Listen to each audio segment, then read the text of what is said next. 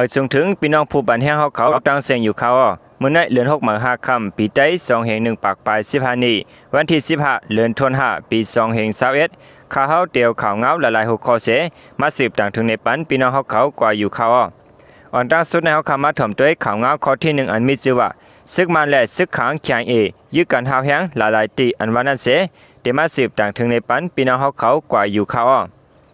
เมื่อว่าวันที่14เดือนธันวาคมปี2/21ข่าวยามไว้วัน1 โมงครึ่งนั้นคนเมืองนาเปื้อนตีลัดนี้ว่าภายของสีซึกมันเขาสืบเพิ่มแถมเอ็นแห้งซึกตั้งน้ำในองตีอันเปลี่ยนปางตึกกันอยู่ในเจเวงมันจีตั้งเมืองขังนั้นว่าไหน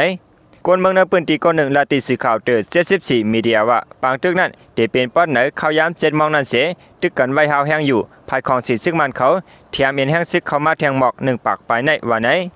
สืบลัดในแทงว่าของสีซึกมันเขาปารังเครื่องกองกลางตั้งน้ำเสไปลัดกว่าผาดังอากาศจีมานแลปอดังปอกเปลี่ยนอุหลวนนั่นก็ขึ้นกว่าตั้งน้ำว่าไหน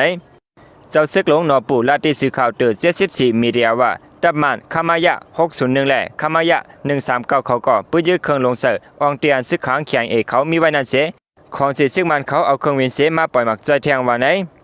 สืบลัดในแทงว่าภายของสีซึกมันเอาเครื่องบิน2 ลำมาปื้อยึดปนหนานั่นกำ1แหล่ไว้วันนั้นกำ1โฮมกัน2 กำเสและยินว่าตับไปลินเขาก็แถมเอ็นแห้งซึกหมอกหาปากก็เสซึกขังแข็งและซึกมันเขาไล่ปื้อยึดกันหาวแห้งไว้ลัดในหนังไหนนัดเจเวงมันสีในของสีซึกมันและซึกขังแข็งและเตะเป็นปางตึกกันเมื่อนั้นเดือนธันวาคมวันที่11นั่นเสในปางตึกนั้นภายของสีซึกมันเขาเอาเครื่องบินมาตึกจอยอยู่กูวันไหนเดือนเสนนำกาตีเจเวงมินตับนั้นของสีซึกมันเขาเอาแห้งซึกเสเขาตรง1 หาวแห้งวันไหน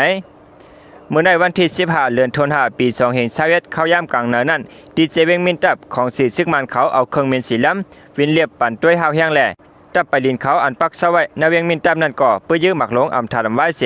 ภูมิปุนพันนัตับจุ่มเกียดเขให้กลางปั่นก้นเมืองเวียงมินตับลาติสื่อข่าวทีวีปีมีหนังไหนก้นเมืองนาปืนตีดัดนี้ว่าเมื่อเข้าย้ำกลางเนินนั้นอำว่าก้นอากาศสายกาดก้นออกตั้งนอกกอเย้าย้อนเปิดของสีซึกมันเขาเพื่อยื้อหาวแห้งนั่นเสมีเผดออกตั้งนอกสิก็แหล่อยู่ไว้ในเฮิรนเผมันก้อยว่าไหนสืบลัดในแทงว่าของสีซึกมันตับกอง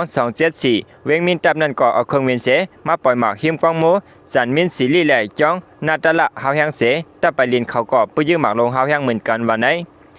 อันของสีซึกมันเขาออกตรง1 หาวแห้งอยู่เมื่อไหนเป็นย้อนปูว่ามือว่าวันที่14เดือนธันวาคมปี2/24นั้นตับจุ่มเกียดเขให้กลางบันก้นเมืองเวงมินตับเขา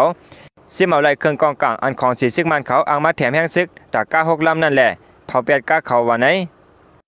ออกข่าวเงาข่าว2 หัวข้อสุดยอดกว่าที่แนวข่าวยินจมนับยำเอากลุ่มมูลถึงพี่น้องผู้เข้ามาถ่อมยินข่าวเงาเขาตั้งเสียงอยู่ค่ะ